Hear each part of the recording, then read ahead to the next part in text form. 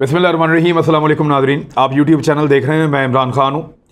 किस किस का कौन सा पीर था और कौन कौन पीरों से क्या काम लेता रहा, जादू टूने में कौन कितना बिलीव करता है, इस पर हम ये वीलॉग करेंगे। मामला शुरू किया मरियम नवाज़ साहिबा ने। इस पर अगर मैं तहकीक करूँ तो जितने अदवार हैं उतने ही पीर हैं और उतने ही जादू टूने हैं और उतनी ही सारी चीज़ें हैं। लेकिन कुछ चीज़ें मैं आपको आज के इस वीलॉग में बताऊँगा और ये चीज़ें रिपोर्टेड हैं।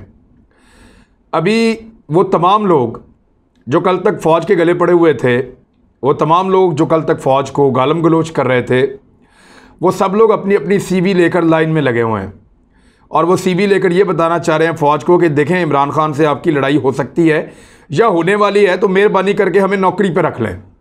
हम वो नौकरी उसी तनख्वाह पर करने के लिए तैयार हैं। अपनी अपनी सीवियाँ लेकर खड़े हैं। हालांकि कानून बड़ा सिंपल है कि डायरेक्टर जनरल ISI की तैनाती ये वज़ीर आज़म पाकिस्तान का इख्तियार है। वज़ीर आज़म पाकिस्तान के पास ये आईनी इख्तियार है कि वो DG ISI को तैनात करें। और ना सिर्फ ये उनका आईनी इख्तियार है, बल्कि DG ISI उनके अंडर में काम करते हैं, बराह रास्त उनको रिपोर्ट करते हैं। ये भी कानून के मुताबिक है। जबकि वो एक इदारे से ताल्लुक़ रखते हैं और फ़ौज के साथ कोऑर्डिनेशन में ये काम करते हैं। इसलिए आर्मी चीफ 3 बेहतरीन अफसर का इंतखाब करते हैं कि ये 3 बेहतरीन लोग हैं मेरे। मुझे लगता है कि ये इस ओहदे के लिए बहुत अच्छे हैं, ये अच्छा काम कर सकते हैं। लिहाजा आप इनमें से बतौर वज़ीर आज़म किसी एक को मुंतखब करके इस ओहदे के लिए भिजवा दें। तो वज़ीर आज़म फैसला कर लेते हैं, 3 में से एक को कर देते हैं। मैंने आपको पहले भी बताया कि पहले भी फड्डा होता रहा इन मामलात के ऊपर, और इस मरतबा ये हुआ कि प्राइम मिनिस्टर चाहते थे कि पहले वाले DG ISI थोड़ा सा कंटिन्यू करें, लेकिन वो नए DG ISI का नाम आ गया ISPR से। और इससे कबल के प्राइम मिनिस्टर खुद समरी पे दस्तखत करते, उससे पहले ही नाम आ गया। ये मामला रिजॉल्व हो जाएगा। ये जो लोग CVs लेकर खड़े हैं और इनकी फ्रस्ट्रेशन क्यों बढ़ गई है, ये मैं आपको इस वीलॉग में बताऊंगा। लेकिन पहले ज़रा आप मरियम नवाज़ साहिबा का आज का स्टेटमेंट सुन लें। उन्होंने कहा कि सच एक दिन ज़रूर सामने आता है। आइन जो इख्तियारात एक मुंतखब वज़ीर आज़म को देता है, इस पर कोई दो आरा नहीं है। लेकिन इमरान खान आइनी वज़ीर आज़म ही नहीं है।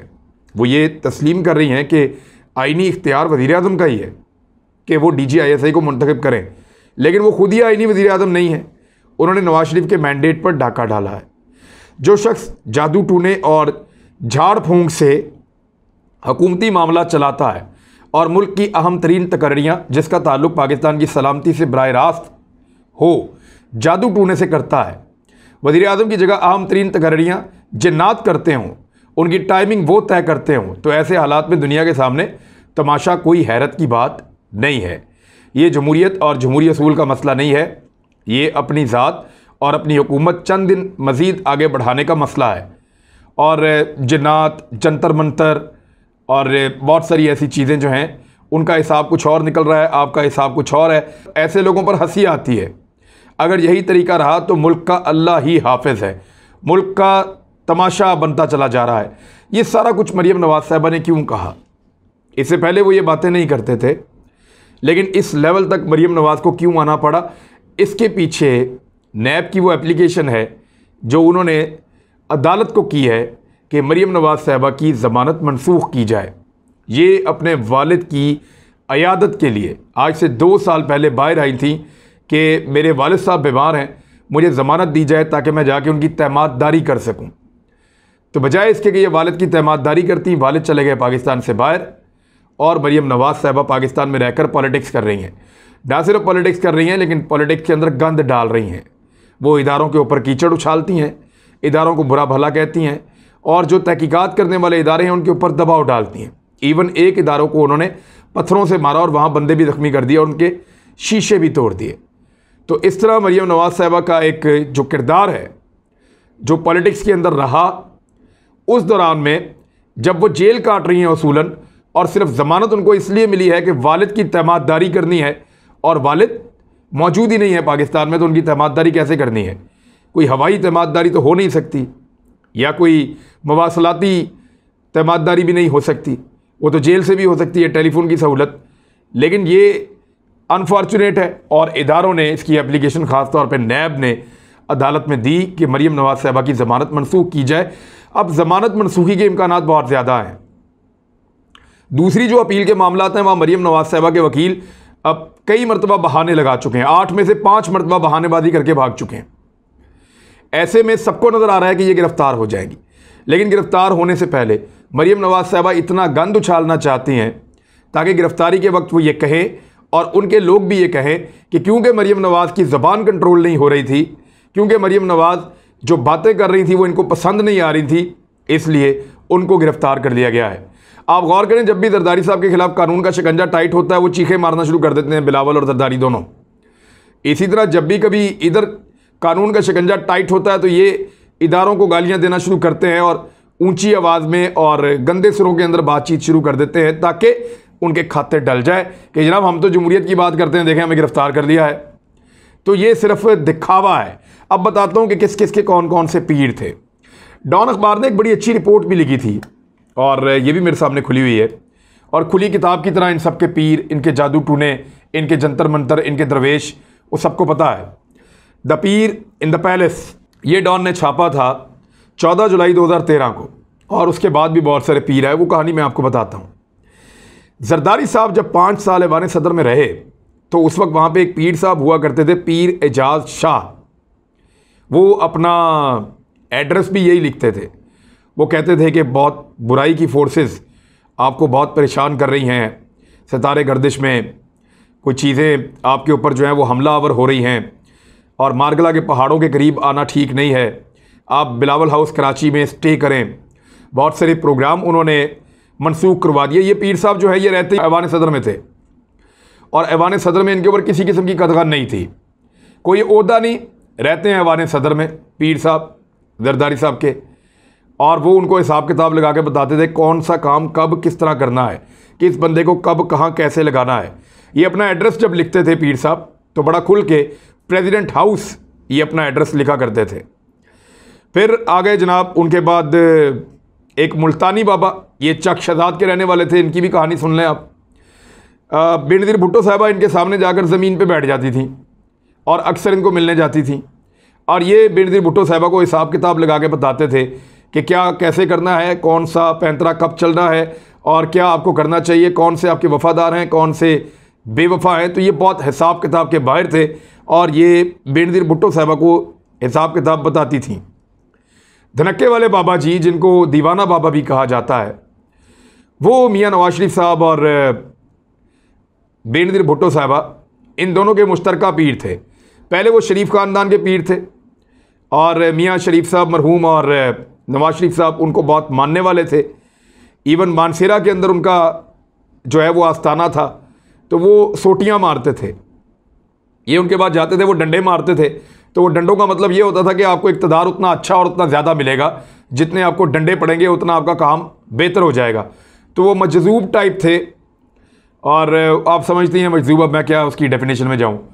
तो वो जनाब इनके ऊपर डंडों की बरसात होती थी, ये वहाँ जाते थे, बड़े खुश होते थे।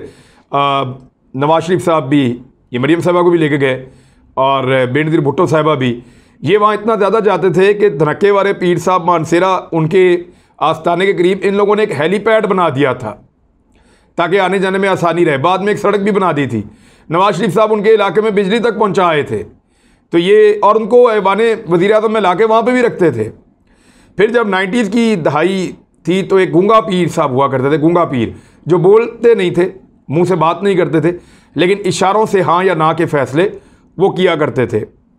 ये 1990 से 1993, 1997 से 1999 जब नवाज शरीफ साहब वज़ीर आज़म थे तो मियाँ शरीफ साहब रोज़ाना सुबह सारा दिन के वज़ीर आज़म के फ़ैसले उनसे करवाया करते थे कि आज ये काम करना चाहिए या नहीं करना चाहिए, आज कैबिनेट बुलानी चाहिए या नहीं बुलानी चाहिए, ये बंदा ठीक है या गलत है। तो वो गूंगा पीर जो थे वो गर्दन के इशारे से सर हिला के वो बताते थे हाँ या ना। तो वो उनसे हिसाब किताब बड़ा अरसा शरीफ ख़ानदान लगवाता रहा है।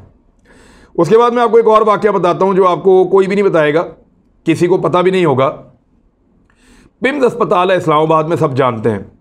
वहाँ के एक प्रिंसिपल थे, एमएस, और प्रिंसिपल को एक दिन फ़ोन आता है, गुज़िश्ता दौर हुकूमत में जब नवाज शरीफ साहब वज़ीर आज़म थे, एमएस को और प्रिंसिपल को फ़ोन आता है कि मरीम नवाज साहिबा फ़ौरी तौर पे अस्पताल आ रही हैं।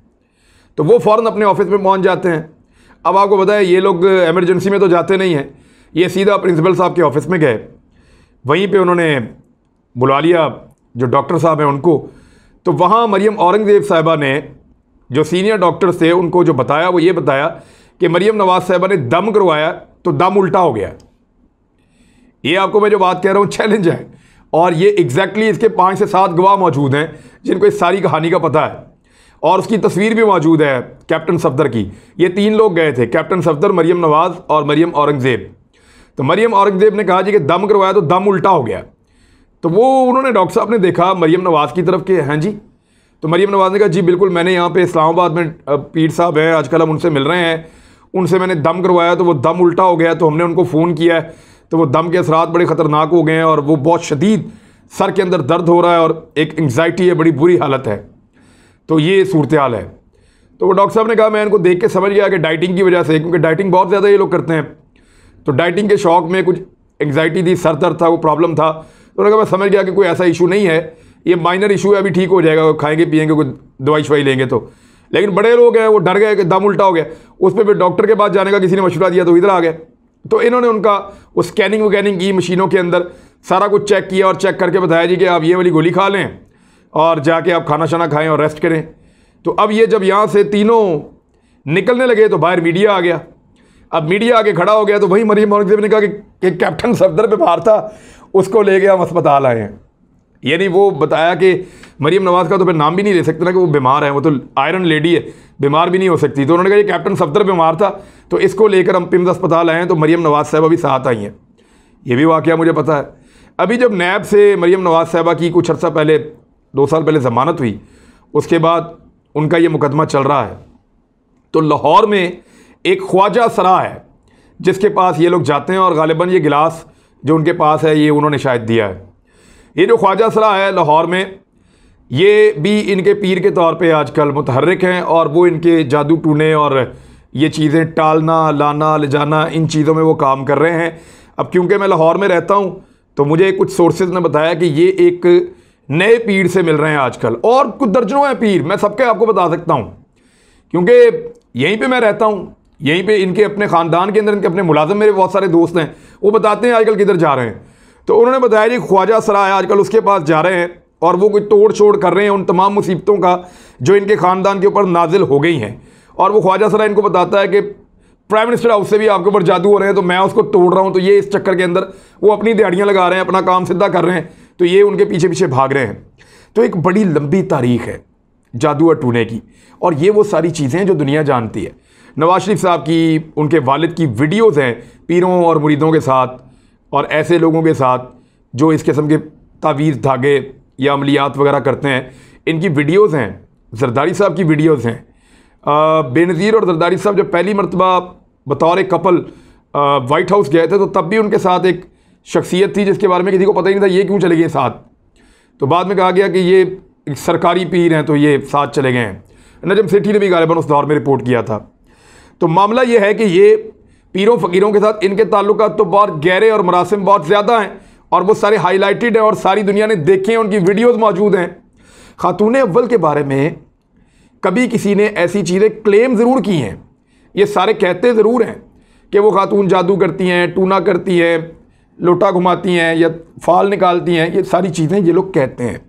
लेकिन क्या कभी किसी ने देखा? लेकिन क्या कभी किसी ने ऐसी चीज़ों को, मैं देखें थोड़ा सा मुख्तलिफ सोचता हूँ, जो देता है अल्लाह ताला देता है, अल्लाह ताला से बड़ा कोई नहीं है, उसी से मांगो और उसी के आगे सजदा करो। मेरा अकीदा ज़रा थोड़ा सिंपल है, और जितने बुज़ुर्ग हैं उन सब का एहतराम करो। औलिया अल्लाह का एक अपना मुकाम है, उनका भी एहतराम होना चाहिए।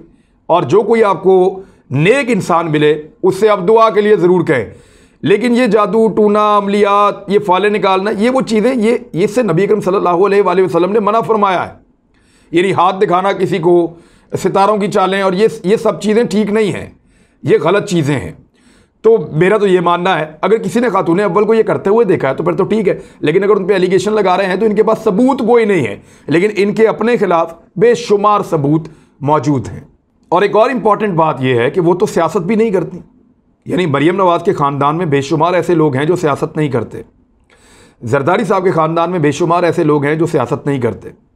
अब वो जो लोग सियासत नहीं करते उनका इसके साथ कोई ताल्लुक़ तो नहीं है, और जो लोग सियासत करते हैं या 2 नंबरी करते हैं या करप्शन करते हैं उनको तो आप पकड़ लें। यानी अगर कहीं खातून अव्वल ने कोई करप्शन की है, कोई 2 नंबरी की है, कोई फ्रॉड किया है, कोई ऐसी चीज़ की है जिसके ऊपर आप उंगली उठा सकते हैं तो ज़रूर उठाइए, जैसा कि आपकी फैमिली के ऊपर लोग उंगलियां उठाते हैं। लेकिन अगर कोई सियासत में नहीं है, आपको पता है मरियम नवाज़ की और भी बहनें, किसी को उनका नाम भी नहीं पता होगा, कि उनके बारे में बात भी नहीं करता, इसलिए कि वो पॉलिटिक्स में नहीं है, वो बिजनेस में कहीं नज़र नहीं आती। हाँ, शहबाज शरीफ साहब की बेटियों के नाम तब आए जब इन्होंने उनके अकाउंटों के अंदर बेशुमार पैसे डलवाना शुरू कर दिए। जब टीटियां उनके अकाउंटों में जाती हैं तब जाके मामला खुलते हैं, उससे पहले तो कोई उनका नाम भी नहीं जानता। तो अब पिछले दिनों जब मरियम नवाज साहिबा के बेटे के बारे में एक गलत टिक्कर चला एक चैनल पे, तो उनको बहुत गुस्सा आया। उन्होंने कहा इनफ इज़ इनफ, माफ़ी मांगो वरना मैं हर फोरम के ऊपर जाऊंगी और कानूनी कार्रवाई करूंगी। तो इसी तरह जो खातून अव्वल हैं, अगर उनके खिलाफ आपके पास सबूत नहीं है या आप साबित नहीं कर सकते कि जादू टूना जन्नात और ये चीज़ें, तो आपको जेब नहीं देता। और ये रिकॉर्ड है PMLN का। बेनज़ीर भुट्टो साहिबा की गंदी तस्वीरें ये हेलीकॉप्टर से फेंकते थे, जमामा के ऊपर इन्होंने पर्चे करवा दिए। हर अपने मुखालिफ को नीचा दिखाने के लिए, कभी यहूदियों का एजेंट, कभी कुछ, ये कोई भी पत्ता सियासत के लिए इस्तेमाल कर सकते हैं। DGISI वाला मामला रिजॉल्व हो जाएगा। प्राइम मिनिस्टर ऑफ पाकिस्तान और आर्मी चीफ ने ऑलमोस्ट उसको हल कर लिया है, कोई इतनी रॉकेट साइंस नहीं है, वो मामला निकल जाएगा। लेकिन इसमें बहुत सारे ऐसे लोग एक्सपोज हो गए हैं जो सारी ज़िंदगी सिविलियन सुपरमेसी का नारा लगाते रहे, ये कहते रहे कि वज़ीर आज़म के इख्तियार को कोई और इस्तेमाल नहीं कर सकता। आज वो सारे वज़ीर आज़म के अपने इख्तियार को इस्तेमाल करने के मामले पे वज़ीर आज़म के खिलाफ खड़े हो गए, और मरियम नवाज़, दीगर सियासतदान, ये सारे सीवियाँ लेकर GHQ के दरवाजे पे खड़े हैं कि अल्लाह का वास्ता हमें इक़्तिदार दे दो। देखो, हमने कहा था ना इमरान खान हमारे जैसा पालतू और वफादार नहीं हो सकता। तो ये तो इनकी औकात और हालत है। अब तक के लिए इतने, अपना ख्याल रखिएगा, अपने इस चैनल का भी। अल्लाह हाफ़िज़।